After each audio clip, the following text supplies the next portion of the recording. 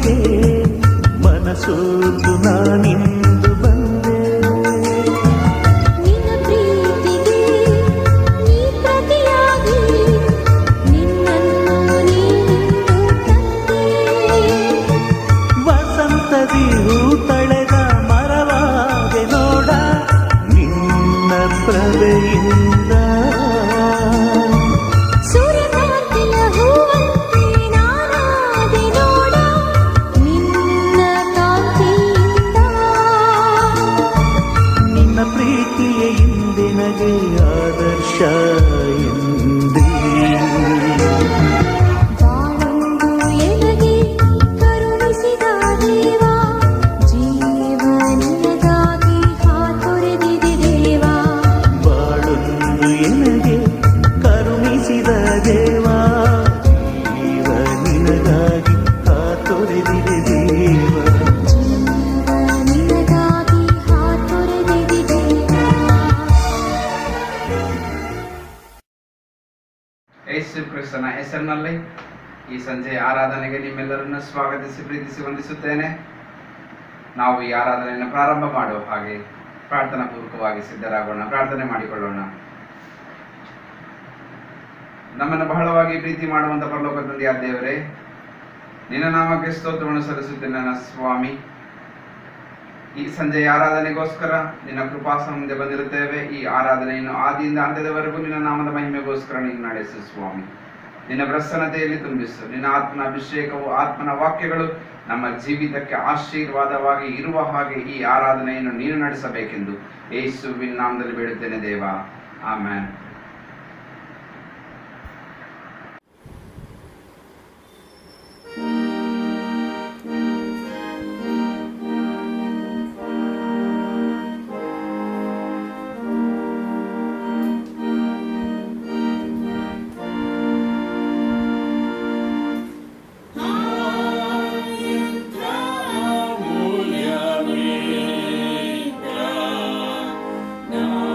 Namagiga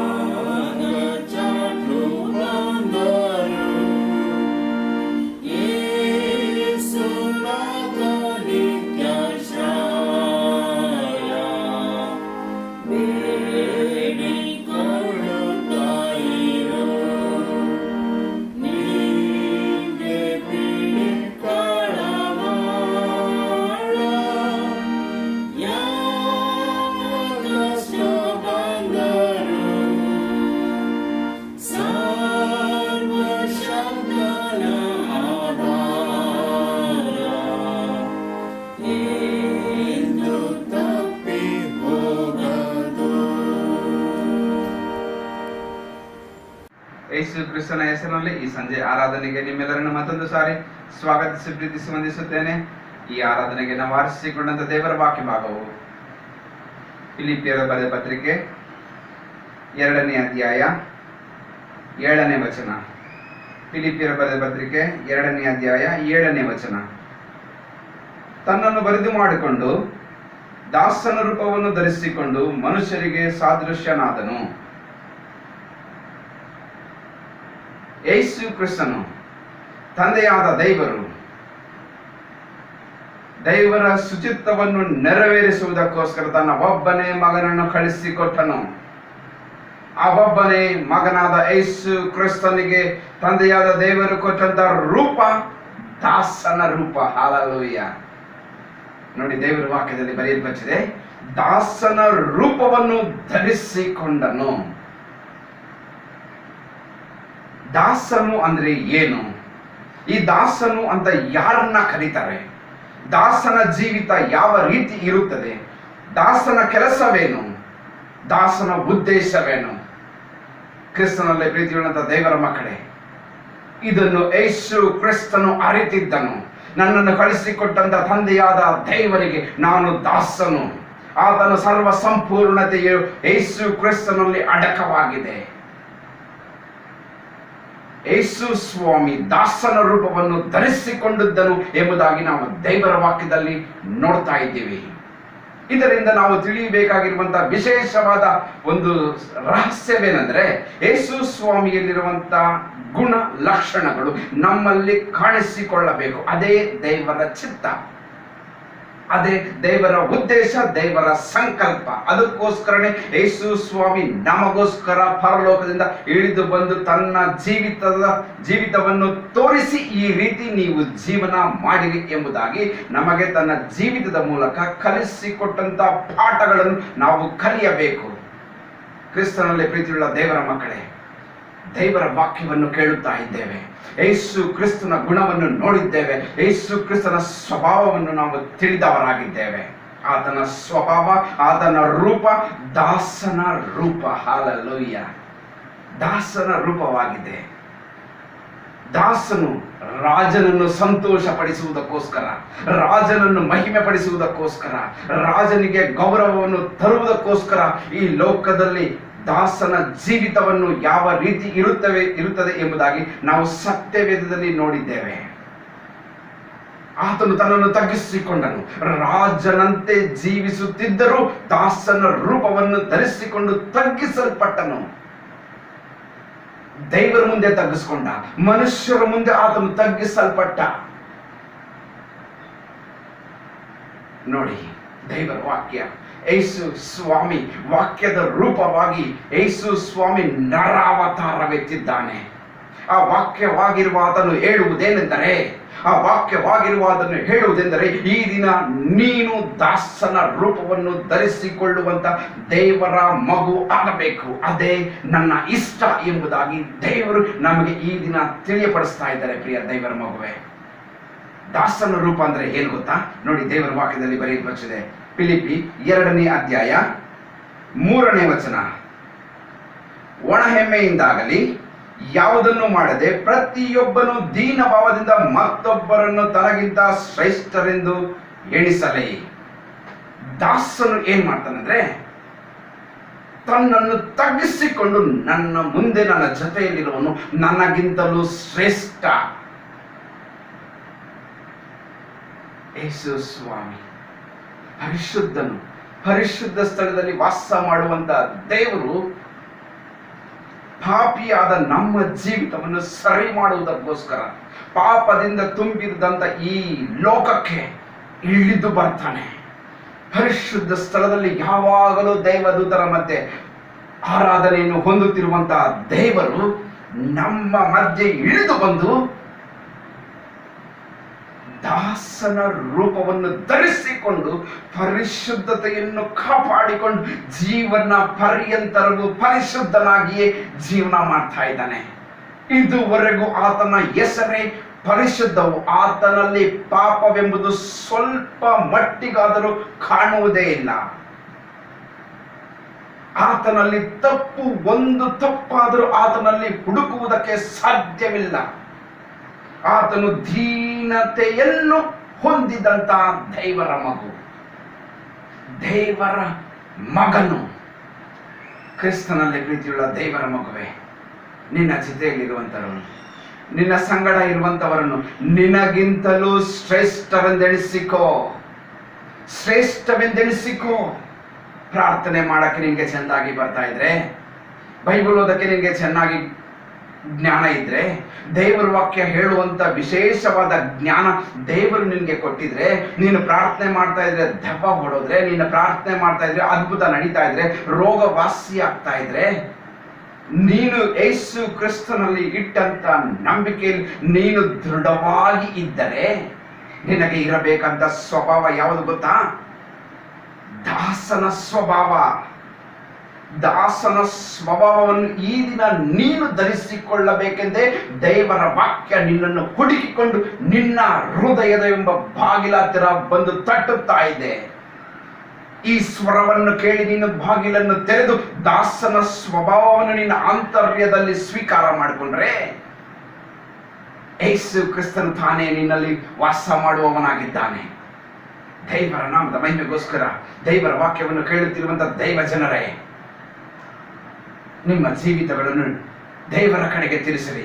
ದೇವರ ಸ್ವಭಾವವನ್ನು ಹೊಂದಿಕೊಳ್ಳುವುದಕ್ಕೋಸ್ಕರ ತವಕ ಪಡಿರಿ, ಹೋರಾಡಿರಿ. ನಿನ್ನ ಜೊತೆಯಲ್ಲಿರುವಂತೆ ನಿನಗಿಂತ ಶ್ರೇಷ್ಠವೆಂದೆಣಿಸಿಕೋ. ದೇವರ ಸ್ವಭಾವವನ್ನು ಧರಿಸಿಕೋ. ಪ್ರಿಯ ದೇವರ ಮಗುವೆ, ನಿನ್ನ ಹೃದಯವನ್ನು ಮಂಡುತನಕ್ಕೆ ನೀನು ಅಳವಡಿಸಿಕೊಳ್ಳಬೇಡ. ನಾನೇ ಶ್ರೇಷ್ಠನು, ನನಗೆ ಎಲ್ಲ ಗೊತ್ತು, ಬೇರೆ ಇನ್ಯಾರಿಗೂ ಏನು ಗೊತ್ತಿಲ್ಲ ಅಂತ ಅನ್ಕೊಳ್ಳಕ್ ಹೋಗ್ಬೇಡ. ಮೋಸ ಮಾಡ್ಕೋಬೇಡ. ನಿನ್ನ ಜೀವಿತವನ್ನು ನೀನೇ ಮೋಸ ಮಾಡ್ಕೋಬೇಡ. ಒಂದು ವೇಳೆ ನಿನ್ನ ಜೀವಿತವನ್ನು ನೀನು ಈ ರೀತಿ ಮೋಸ ಪಡಿಸಿಕೊಳ್ಳುತ್ತಾ ಇದ್ರೆ, ಈ ದಿನವೇ ನಿನಗೆ ಒಳ್ಳೆಯ ಸಮಯ. ದೇವರ ವಾಕ್ಯವನ್ನು ಕೇಳುತ್ತಿದ್ದೀಯಾ? ದಾಸನ ಸ್ವಭಾವವು ನಿನ್ನ ಹೃದಯವೆಂಬ ಬಾಗಿಲ ಹತ್ರ ಬಂದು ತಟ್ಟುತ್ತಾ ಇದೆ. ಈ ಸ್ವಭಾವವನ್ನು ನಿನ್ನ ಆಂತರ್ಯದಲ್ಲಿ ನೀನು ಸ್ವೀಕಾರ ಮಾಡಿಕೊಂಡ್ರೆ, ತಂದೆಯಾದ ದೇವರು ನಿನ್ನ ಸಂಗಡ ವಾಸ ಮಾಡ್ತಾನೆ. ವಾಕ್ಯವೆಂಬಾತನು ನಿನ್ನಲ್ಲಿ ಜೀವನ ಮಾಡ್ತಾನೆ. ನಿನ್ನ ಜೀವಿತವನ್ನು ಆಶೀರ್ವಾದದ ಕಡೆಗೆ ನಡೆಸುತ್ತಾನೆ. ನಿನ್ನನ್ನು ನೋಡಿ, ಇವರು ದೇವರ ಮಕ್ಕಳು, ಇವನು ದೇವರ ಮಗನು, ಇವರು ದೇವರ ಮಗಳು ಎಂಬುದಾಗಿ ದೇವರು ಅಲ್ಲ, ಪಕ್ಕದಲ್ಲಿರುವಂತಹ ಜನರೇ ಹೇಳ್ತಾರೆ, ಇವರು ದೇವರ ಮಕ್ಕಳಪ್ಪ. ಎಷ್ಟು ಶಾಂತವಳ್ಳ ಗುಣ ಇದೆ, ಎಷ್ಟು ದೀನತೆ ಇದೆ, ಎಷ್ಟು ತಗ್ಗಿಸಿಕೊಳ್ಳುವಂತ ಸ್ವಭಾವ ಇದೆ. ಕ್ರಿಸ್ತನಲ್ಲಿ ಪ್ರೀತಿಯುಳ್ಳ ದೇವರ ಮಗುವೆ, ನೀನು ಕ್ರಿಸ್ತನಲ್ಲಿ ತಗ್ಗಿಸಿಕೊಂಡರೆ, ದೇವರ ವಾಕ್ಯ ಹೇಳಿದೆ, ತನ್ನನ್ನು ತಗ್ಗಿಸಿಕೊಳ್ಳುವನು ಹೆಚ್ಚಿಸಲ್ಪಡುವನು. ದೇವರ ವಾಕ್ಯ ಹೇಳ್ತಾ ಇದೆ, ತನ್ನನ್ನು ತಗ್ಗಿಸಿಕೊಳ್ಳುವನು ಹೆಚ್ಚಿಸಲ್ಪಡುವವನಂತೆ. ಯೇಸು ಸ್ವಾಮಿ ತನ್ನನ್ನು ತಗ್ಗಿಸಿಕೊಂಡು ದೀನಭಾವವನ್ನು ಧರಿಸಿಕೊಂಡವನಾಗಿ ಈ ಲೋಕಕ್ಕೆ ಬಂದನು. ಶ್ರೇಷ್ಠ ಸ್ಥಾನಕ್ಕೆ ಏರಿಸಲ್ಪಟ್ಟನು. ಇಡೀ ಲೋಕವೇ ಆತನ ಹೆಸರಿಗೆ ಅಡ್ಡ ಬೀಳಬೇಕು. ಸರ್ವ ಜನಾಂಗಗಳೇ ಆತನನ್ನು ಸ್ತುತಿಸಿರಿ, ಸಮಸ್ತ ಪ್ರಜೆಗಳೇ ಆತನನ್ನು ಕೊಂಡಾಡಿರಿ. ಯಾರನ್ನು? ಯೇಸು ಕ್ರಿಸ್ತನ ನಾಮವನ್ನು. ಹಾಲೆಲೂಯ. ಯೇಸು ಕ್ರಿಸ್ತನ ಹೆಸರನ್ನು. ದೇವರ ನಾಮದ ಮಹಿಮೆಗೋಸ್ಕರ ಅನೇಕ ದೇವರ ಸೇವಕರನ್ನು ದೇವರು ಎಬ್ಬಿಸ್ತಾರೆ. ಕ್ರಿಸ್ತನಲ್ಲಿ ಪ್ರೀತಿಯುಳ್ಳ ದೇವರ ಮಗುವೆ, ದೇವರ ವಾಕ್ಯವನ್ನು ಕೇಳುತ್ತಿರುವಂತಹ ದೈವ ಜನರೇ, ನಿಮ್ಮನ್ನು ನೀವು ತಗ್ಗಿಸಿಕೊಂಡು ಕ್ರಿಸ್ತನ ಸ್ವಭಾವವನ್ನು ಧರಿಸಿಕೊಂಡರೆ, ಯೇಸು ಕ್ರಿಸ್ತನು ನಮ್ಮ ಜೀವಿತವನ್ನು, ನಮ್ಮ ಜೀವಿತದಲ್ಲಿ ಆಶೀರ್ವಾದ ಪೂರ್ಣನಾಗಿ, ಸರ್ವ ಸಂಪೂರ್ಣನಾಗಿ ವಾಸ ಮಾಡ್ತಾನೆ. ಅನೇಕ ದೇವರ ಸೇವಕರ ರಕ್ತ ಸಾಕ್ಷಿಗಳ ಜೀವಿತಗಳನ್ನು ನಾವು ನೋಡಿದಾಗ ಅವರು ತಮ್ಮನ್ನು ತಗ್ಗಿಸಿಕೊಳ್ಳುವುದನ್ನು ನೋಡ್ತೀವಿ. ನೋಡಿ, ದೇವರ ವಾಕ್ಯ ಬರೆಯಲ್ಪಟ್ಟತೆ ಯೆಶಾಯ 66ನೇ ಅಧ್ಯಾಯ 2ನೇ ವಚನ. ನಾನು ಕಟಾಕ್ಷಿಸುವವನು ಎಂತವನೆಂದರೆ, ದೇವರ ವಾಕ್ಯ ಹೇಳ್ತಾ ಇದೆ, ತೆಗೆದು ನೋಡ್ರಿ. ಯೆಶಾಯ 66ನೇ ಅಧ್ಯಾಯ 2ನೇ ವಚನ. ನಾನು ಕಟಾಕ್ಷಿಸುವವನು ಎಂತವನೆಂದರೆ ದೀನನು. ಮೊದಲನೇ ವಚನನೇ, ಮೊದಲನೇ ಮಾತೆ ದೀನನು. ಮನ ಮುರಿದವನು, ನನ್ನ ಮಾತಿಗೆ ಭಯ ಪಡುವವನು. ದೀನರನ್ನು ದೇವರು ಕನಿಕರಿಸ್ತಾನೆ. ದೀನ ಸ್ವಭಾವವನ್ನು ನೀನು ಧರಿಸಿಕೊಂಡ್ರೆ ದೇವರ ಕನಿಕರವನ್ನು ಹೊಂದಿಕೊಳ್ಳುತ್ತೀಯ. ಇಲ್ಲವಾದರೆ ದೇವರ ಕನಿಕರವನ್ನು ಹೊಂದಿದ್ದೀಯ ಎಂಬುದಾಗಿ ನೀನು ತಿಳಿದಿರುತ್ತೀಯ, ಆದರೆ ನೀನು ಹೊಂದಿರುವುದಿಲ್ಲ. ನಿನ್ನನ್ನು ನೀನು ಮೋಸಪಡಿಸಿಕೊಳ್ಳುತ್ತಾ ಇರುತ್ತೀಯ. ಸೈತಾನನ್ನು ಗರ್ಜಿಸುವ ಸಿಂಹದೋಪಾದಿಯಲ್ಲಿ ಯಾರನ್ನ ನುಂಗುಲಿ ಅಂತ ಬರ್ತಾ ಇರ್ತಾನೆ. ನೋಡಿ, ಯೇಸು ಸ್ವಾಮಿಯಲ್ಲಿ ಒಂದು ಸ್ವಭಾವವಿದೆ. ಅದರಲ್ಲಿ ಏನು ಸ್ವಭಾವ ಅಂದ್ರೆ, ಆತನಲ್ಲಿ ಸ್ವಲ್ಪ ಮಟ್ಟಿಗಾದರೂ ಕೆಟ್ಟದ್ದು ಸೇರುವುದಕ್ಕೆ ಆಗುವುದಿಲ್ಲ. ಸ್ವಲ್ಪ ಪಾಪವಾದರೂ ಆತನಲ್ಲಿ ಕಾಣಿಸಿಕೊಳ್ಳುವುದಿಲ್ಲ. ನೀನು ಮಾಡ್ತಾ ಇರುವಂತಹ ಚಿಕ್ಕ ತಪ್ಪನು ಆತನಲ್ಲಿ ಸೇರಕ್ಕಾಗಲ್ಲ. ಆತನು ಯಾವ ರೀತಿ ಶುದ್ಧನು ಪರಿಶುದ್ಧನೋ ಅದೇ ರೀತಿ ನೀನು ಜೀವಿಸಬೇಕು ಎಂಬುದಾಗಿ ಯೇಸು ಸ್ವಾಮಿ ತನ್ನ ಜೀವಿತವನ್ನೇ ನಮಗೆ ತೋರಿಸಿಕೊಟ್ಟಿದ್ದಾನೆ.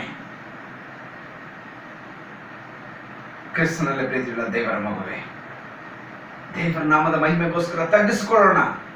ಅವಮಾನನ ತಗ್ಗಿಸಿಕೊಳ್ಳೋಣ, ಪರವಾಗಿಲ್ಲ, ಸಹಿಸಿಕೊಳ್ಳೋಣ. ನಿಂದೆನ ಸಹಿಸಿಕೊಳ್ಳೋಣ. ನೀನು ಒಳ್ಳೆಯವನಾದ್ರೂ ನೀನು ನಾ ಕೆಟ್ಟವನು ಅಂತ ಬೆರಳಿಟ್ಟು ತೋರಿಸ್ತಾವ್ರ, ಸಹಿಸ್ಕೊಳ್ರಿ.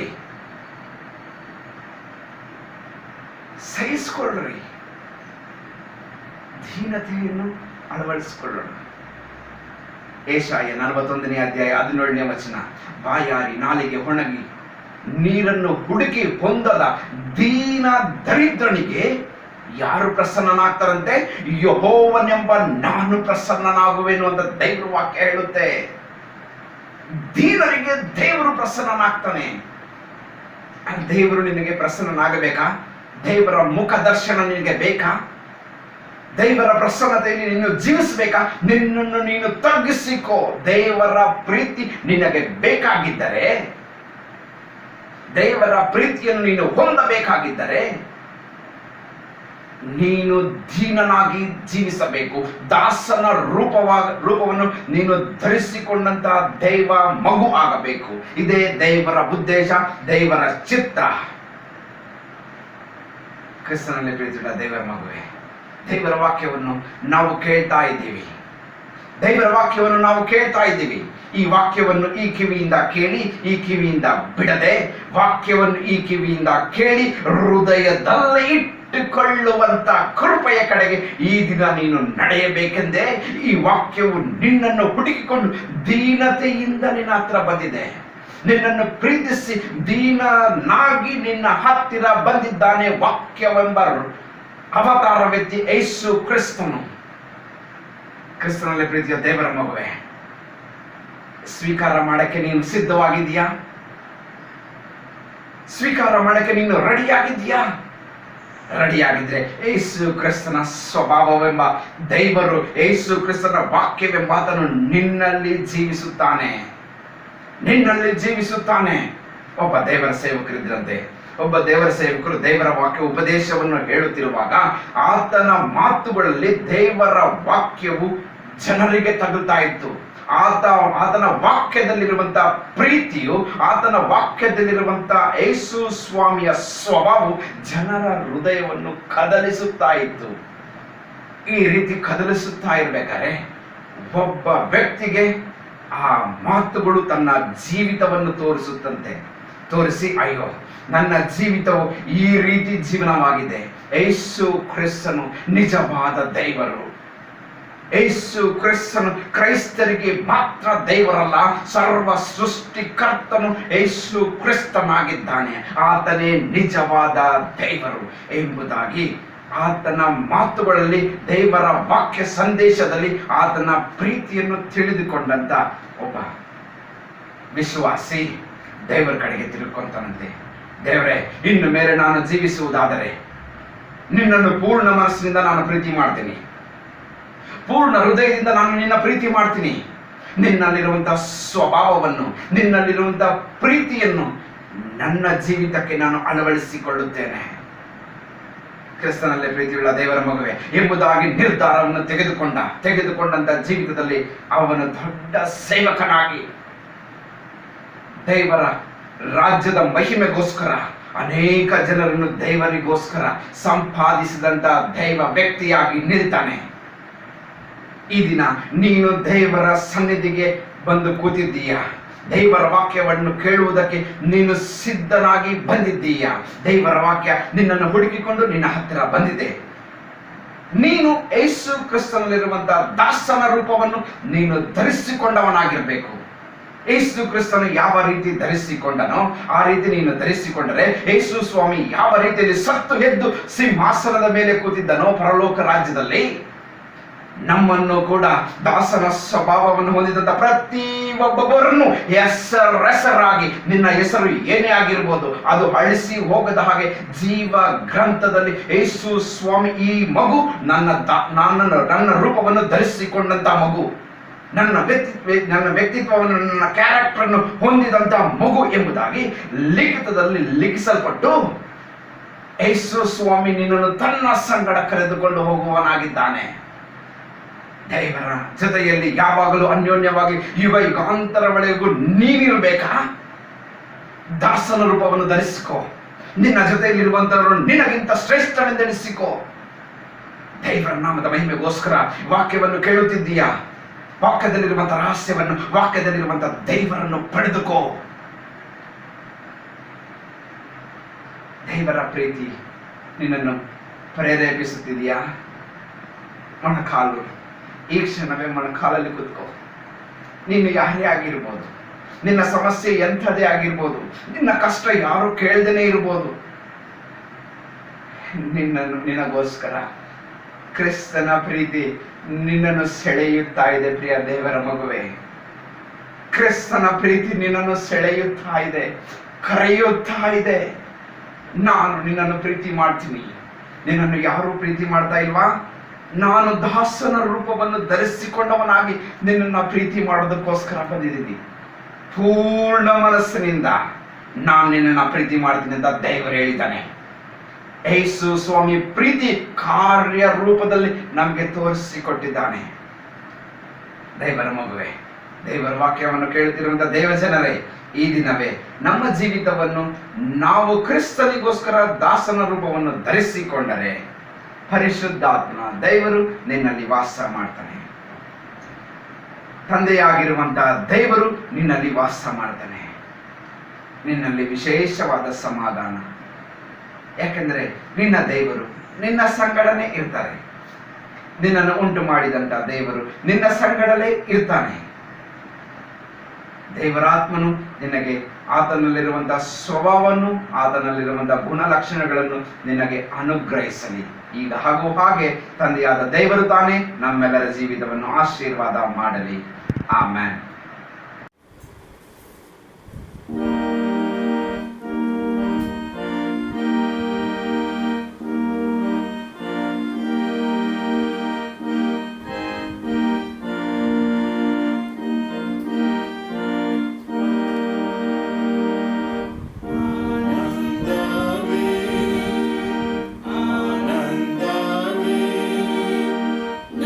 Krista Bhakta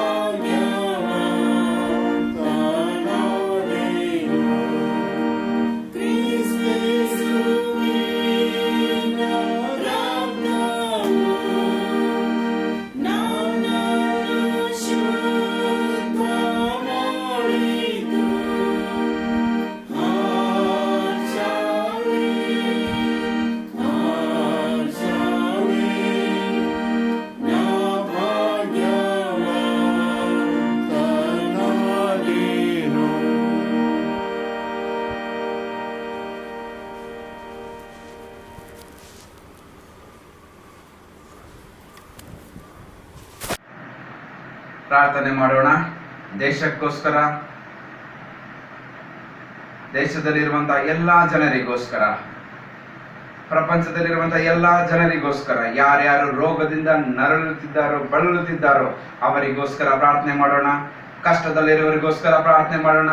ಕಣ್ಣೀರಿನಲ್ಲಿ ದುಃಖದಿಂದ ಇರುವವರಿಗೋಸ್ಕರ ಪ್ರಾರ್ಥನೆ ಮಾಡೋಣ. ಬಡವರಿಗೋಸ್ಕರ ಪ್ರಾರ್ಥನೆ ಮಾಡೋಣ. ಎಲ್ಲಾ ದೇವ ಜನರಿಗೋಸ್ಕರ, ದೈವ ಮಕ್ಕಳಿಗೋಸ್ಕರ ಪ್ರಾರ್ಥನೆ ಮಾಡೋಣ. ಈ ಪ್ರಾರ್ಥನೆಯಲ್ಲಿ ನೀವು ಏಕೀಭವಿಸಬೇಕಾಗಿ ನಿಮ್ಮನ್ನು ಪ್ರೀತಿಯಿಂದ ಕೇಳಿಕೊಳ್ಳುತ್ತೇನೆ. ಪ್ರಾರ್ಥನೆ ಮಾಡೋಣ. ಅತಿ ಅಗಮ್ಯವಾದ ಬೆಳಕಿನಲ್ಲಿ ವಾಸ ಮಾಡುವಂತ ನನ್ನ ಪರಲೋಕ ತಂದೆಯ ದೇವರೇ, ನಿನ್ನ ನಾಮಕ್ಕೆ ಸ್ತೋತ್ರವನ್ನು ಸಲ್ಲಿಸುತ್ತೇನೆ. ನನ್ನ ಸ್ವಾಮಿ, ನಿನ್ನ ವಾಕ್ಯದಲ್ಲಿರುವಂತಹ ದಾಸನ ಸ್ವಭಾವವು ನಮ್ಮ ಜೀವಿತಕ್ಕೆ ಈ ದಿನ ಅಳವಡಿಸಿಕೊಳ್ಳುತ್ತಾ ಇದ್ದೇವೆ. ಪವಿತ್ರಾತ್ಮನ ದೇವರೇ, ನೀನು ನಮ್ಮಲ್ಲಿ ವಾಸ ಮಾಡು, ನಮ್ಮನ್ನು ಅಭಿಷೇಕಿಸಿ ನಮ್ಮನ್ನು ನಡೆಸು ಸ್ವಾಮಿ.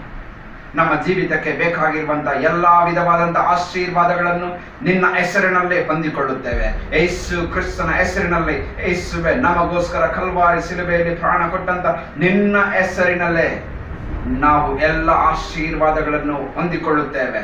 ಪವಿತ್ರಾತ್ಮನ ದೇವರೇ, ನಮ್ಮನ್ನು ನಡೆಸು. ಯಾರ್ಯಾರು ಅನಾರೋಗ್ಯದಿಂದ ನರಳುತ್ತಿದ್ದಾರೋ ಬಳಲುತ್ತಿದ್ದಾರೋ ಅವರ ಮೇಲೆ ನಿನ್ನ ಗಾಯವುಳ್ಳ ಹಸ್ತವನ್ನು ಚಾಚು. ಕೊರೋನಾ ಎಂಬ ರೋಗದಿಂದ ಯಾರ್ಯಾರು ಬಳಲುತ್ತಿದ್ದಾರೋ ಅವರ ಮೇಲೆ ನಿನ್ನ ಗಾಯವುಳ್ಳ ಹಸ್ತವನ್ನು ಚಾಚು. ಅನೇಕ ವಿಧವಾದ ರೋಗಗಳಿಂದ, ಅನೇಕ ವಿಧವಾದಂತಹ ಬಲಹೀನತೆಯಿಂದ ಯಾರ್ಯಾರು ಬಳಲುತ್ತಿದ್ದಾರೋ ಅವರ ಮೇಲೆ ನಿನ್ನ ಗಾಯವುಳ್ಳ ಹಸ್ತವನ್ನು ಚಾಚಿ, ನಿನ್ನ ವಾಕ್ಯವನ್ನೋ ಎಂಬಂತೆ ನಿನ್ನ ದೈವದೂತನನ್ನು ಕಳಿಸಿ ಈ ಕ್ಷಣವೇ ಸ್ವಸ್ಥ ಮಾಡು. ಯೇಸುವಿನ ನಾಮದಲ್ಲಿರುವಂತಹ ಶಕ್ತಿ ಅವರ ಮೇಲೆ ಇಳಿಯಲಿ. ಲಾರ್ಡ್ ಜೀಸಸ್, ನಿನ್ನ ನಾಮದ ಮಹಿಮೆಗೋಸ್ಕರ ಈ ಕಾರ್ಯವನ್ನು ನೀನು ಮಾಡು. ನಂಬಿಕೆಯಿಂದ ಯಾರ್ಯಾರು ಅವರ ಜೀವಿತದಲ್ಲಿರುವಂತಹ ಬಲಹೀನತೆ ಮೇಲೆ ಅವರ ಬಲಹೀನತೆಯನ್ನು ನಿನ್ನ ಮುಂದೆ ತೋರಿಸಿ ದೇವರೇ ಒಪ್ಪಿಕೊಳ್ಳುತ್ತಾ ಇದ್ದರು, ಅರಿಕೆ ಮಾಡಿಕೊಳ್ಳುತ್ತಾ ಇದ್ದರು, ಅವರ ಮೇಲೆ ನಿನ್ನ ಕೃಪೆ ಇಳಿಯಲಿ ಸ್ವಾಮಿ. ನನ್ನ ಕೃಪೆಯೇ ನಿನಗೆ ಸಾಕು. ಎಸ್ ಲಾರ್ಡ್, ನಿನ್ನ ಕೃಪೆಯೇ ನಮಗೆ ಸಾಕು. ನೀನು ನಮ್ಮನ್ನು ಪ್ರೀತಿಸಿರುವುದು ಶಾಶ್ವತವಾದ ಪ್ರೇಮದಿಂದಲೇ, ಆದ್ದರಿಂದಲೇ ನೀನು ನಮ್ಮನ್ನು ಮಮತೆಯಿಂದ ಸೆಳೆದುಕೊಂಡಿದ್ದೀಯ. ಯೇಸುವೆ, ನಿನ್ನ ಮಮತೆಯಲ್ಲಿ ನಾವೆಲ್ಲರೂ ಸೇರುವಂತ ಮಕ್ಕಳಾಗಿರಬೇಕು. ಎಡವಿ ಬೀಳದ ಹಾಗೆ ನಿನ್ನ ಸನ್ನಿಧಿಯಲ್ಲಿ ನಿರ್ದೋಷಿಗಳನ್ನಾಗಿ ನಿನ್ನ ಪ್ರಭಾವದ ಐಶ್ವರ್ಯಕ್ಕೆ ತಕ್ಕ ಹಾಗೆ ನಮ್ಮ ಪ್ರತಿಯೊಂದು ಕೊರತೆಗಳನ್ನು ನೀಗಿಸು. ಬಡವರನ್ನು ಕನಿಕರಿಸು, ಊಟವಿಲ್ಲದವರನ್ನು ಕನಿಕರಿಸು. ದಿಕ್ಕಿಲ್ಲದವರಿಗೆ ನೀನೇ ದಿಕ್ಕಾಗಿ, ನೀನೇ ದೇವರಾಗಿದ್ದುಕೊಂಡು, ತಂದೆಯಾಗಿದ್ದುಕೊಂಡು, ಅರಸನಾಗಿದ್ದುಕೊಂಡು ನಿನ್ನ ಮಕ್ಕಳೆಲ್ಲರನ್ನು ನೀನು ಪರಿಪಾಲಿಸಿ ಆಶೀರ್ವಾದವನ್ನು ದಯಪಾಲಿಸಿ ಸಮೃದ್ಧಿಯಿಂದ ನೀನು ನಡೆಸು ಸ್ವಾಮಿ. ದೇವರಾತ್ಮನೇ, ನಮ್ಮೆಲ್ಲರ ಪ್ರಾರ್ಥನೆಗಳಿಗೆ ಉತ್ತರವನ್ನು ಕೊಡುವಂತ ದೇವರೇ, ನಮಗೆ ಸಹಾಯವನ್ನು ದಯಪಾಲಿಸುವಂತ ಪರಿಶುದ್ಧಾತ್ಮನಾದ ದೇವರೇ, ನಮ್ಮನ್ನು ಕನಿಕರಿಸಿ ನೀನು ಆಶೀರ್ವಾದ ಮಾಡಿ, ನಮಗೆ ಸಹಾಯ ಮಾಡಿ. ದಿಗ್ಭ್ರಮೆಗೊಳ್ಳದಿರು, ನಾನು ನಿನ್ನ ದೇವರು, ನಾನು ನಿನ್ನನ್ನು ಬಲಪಡಿಸುತ್ತೇನೆ, ನಿನಗೆ ನಾನು ಸಹಾಯ ಮಾಡುತ್ತೇನೆ. ದೇವರೇ, ಪವಿತ್ರಾತ್ಮನ ದೇವರೇ, ನಮ್ಮ ಸಹಾಯಕನಾದ ನನ್ನ ಯೇಸುವೇ, ದಾಸನ ಸ್ವಭಾವವನ್ನು ಧರಿಸಿಕೊಂಡು ನಮಗೆ ಸಹಾಯ ಮಾಡುವುದಕ್ಕೆ ಬಂದಿರುವಂತ ನನ್ನ ಒಡೆಯನೇ, ನನ್ನ ರಕ್ಷಕನೇ, ನನ್ನ ಸೃಷ್ಟಿಕರ್ತನಾದ ನನ್ನ ಯೇಸುವೇ, ನಿನಗೆ ಮಹಿಮೆ ಉಂಟಾಗಲಿ ಸ್ವಾಮಿ. ನಿನ್ನ ನಾಮದ ಮಹಿಮೆಗೋಸ್ಕರ ಈ ಪ್ರಾರ್ಥನೆಯನ್ನು ಕೇಳುತ್ತಿರುವುದಕ್ಕಾಗಿ ನಿನಗೆ ಸ್ತೋತ್ರ. ನಿನ್ನ ನಾಮದ ಮಹಿಮೆಗೋಸ್ಕರ ನಮ್ಮೆಲ್ಲರ ಜೀವಿತದಲ್ಲಿ ಆರೋಗ್ಯವನ್ನು ಕೊಡುತ್ತಿರುವುದಕ್ಕಾಗಿ ನಿನಗೆ ಸ್ತೋತ್ರ. ಬಿಡುಗಡೆಯನ್ನು ಕೊಡುತ್ತಿರುವುದಕ್ಕಾಗಿ ನಿನಗೆ ಸ್ತೋತ್ರ. ಯಾರ್ಯಾರು ಇಕ್ಕಟ್ಟಿನಿಂದ ನರಳುತ್ತಿದ್ದಾರೋ ಬರಳುತ್ತಿದ್ದಾರೋ ಸ್ವಾಮಿ, ಅವರ ಮೇಲೆ ನಿನ್ನ ಕನಿಕರವನ್ನು ಚಾಚಿ ಅದರಿಂದ ಅವರನ್ನು ಬಿಡಿಸು ಸ್ವಾಮಿ. ಮಕ್ಕಳಿಲ್ಲದವರಿಗೆ ಮಕ್ಕಳನ್ನು ದಯಪಾಲಿಸು. ಗರ್ಭ ಫಲವು ಯೆಹೋವನು ಕೊಡುವಂತ ಬಹುಮಾನ. ಈ ಬಹುಮಾನವು ಯೇಸು ಕ್ರಿಸ್ತನ ಹೆಸರನ್ನು ಹೇಳಿ ಪ್ರಾರ್ಥಿಸುವಂತ ಪ್ರತಿ ಒಬ್ಬೊಬ್ಬರನ್ನು ಯೇಸುವಿನ ನಾಮದಲ್ಲಿ ಹೊಂದಿಕೊಳ್ಳಬೇಕು. ಲಾರ್ಡ್ ಜೀಸಸ್, ಈ ಅದ್ಭುತ ಅವರ ಎಲ್ಲರ ಜೀವಿತದಲ್ಲಿ ನಡೆಯಬೇಕು. ಅವರ ಬಲಹೀನ ಸ್ಥಿತಿಯಲ್ಲಿ ನಿನ್ನ ಬಲವು ಅವರಿಗೆ ಪೂರ್ಣ ಸಾಧನವಾಗಿ ನಿಲ್ಲಬೇಕು. ನಿನ್ನ ಕೃಪಾ ಕಟಾಕ್ಷವು ನಮ್ಮೆಲ್ಲರೊಂದಿಗೆ ಸದಾಕಾಲ ನಿತ್ಯ ನಿರಂತರವೂ ಇರುವ ಹಾಗೆ ಪವಿತ್ರಾತ್ಮ ದೇವರೇ, ನೀನು ನಮ್ಮನ್ನು ನಡೆಸಬೇಕೆಂದು ಈ ಪ್ರಾರ್ಥನೆಯನ್ನು ಯೇಸು ಕ್ರಿಸ್ತನ ಪರಿಶುದ್ಧ ನಾಮದಲ್ಲಿ ದೀನತೆಯಿಂದ ಪ್ರಾರ್ಥಿಸಿ ಬೇಡುತ್ತೇನೆ, ನನ್ನ ಜೀವವುಳ್ಳ ಪರಲೋಕದ ತಂದೆಯೇ, ಆಮೆನ್. ಕರ್ತನು ಕಲಿಸಿಕೊಟ್ಟಂತ ಪ್ರಾರ್ಥನೆಯನ್ನು ಎಲ್ಲರೂ ಒಟ್ಟಾಗಿ ಹೇಳೋಣ. ಪರಲೋಕದಲ್ಲಿರೋ ನಮ್ಮ ತಂದೆಯೇ, ನಿನ್ನ ನಾಮ ಪರಿಶುದ್ಧವೆಂದೆನಿಸಲ್ಪಡಲಿ, ನಿನ್ನ ರಾಜ್ಯವು ಬರಲಿ, ನಿನ್ನ ಚಿತ್ತವು ಪರಲೋಕದಲ್ಲಿ ನೆರವೇರುವ ಪ್ರಕಾರ ಭೂಲೋಕದಲ್ಲಿಯೂ ನೆರವೇರಲಿ. ನಮ್ಮ ಅನ್ನದ ಆಹಾರವನ್ನು ಇವತ್ತು ದಯಪಾಲಿಸು. ನಮಗೆ ತಪ್ಪು ಮಾಡಿದವರನ್ನು ನಾವು ಕ್ಷಮಿಸಂತೆ ನಮ್ಮ ತಪ್ಪುಗಳನ್ನು ನೀನು ಕ್ಷಮಿಸು.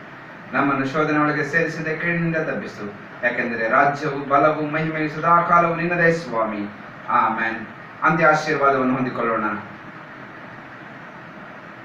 ನಮ್ಮ ಕರ್ತನಾದ ಯೇಸು ಕ್ರಿಸ್ತನ ಕೃಪೆಯು, ತಂದೆಯಾದ ದೇವರ ಪ್ರೀತಿಯು, ಪವಿತ್ರಾತ್ಮನ ಅನ್ಯೋನ್ಯತೆ, ಶಾಂತಿ, ಸಮಾಧಾನ, ವಿಶೇಷವಾದ ಆರೋಗ್ಯ ನಮ್ಮ ಜೀವಿತಗಳಲ್ಲಿ ನಿತ್ಯ ನಿರಂತರವೂ ನೆಲೆ ಇರಲಿ.